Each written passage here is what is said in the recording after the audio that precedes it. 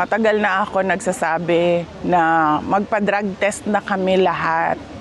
Inaantay ko lang talaga si BBM at yung Office of the President na magsabi na magpa-drug test na.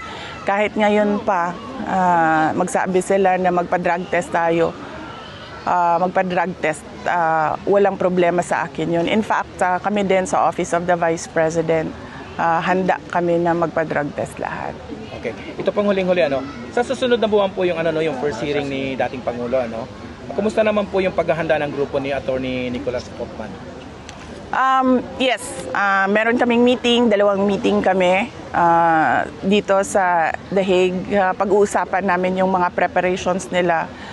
Previously, ang ginagawa namin is exchange of messages lang, kung ano yung mga paghahanda nila sa confirmation of charges at sa mga iba pa nilang mga filings. Pero by next week, meron po akong mas comprehensive na update kapag natapos po yung meeting namin.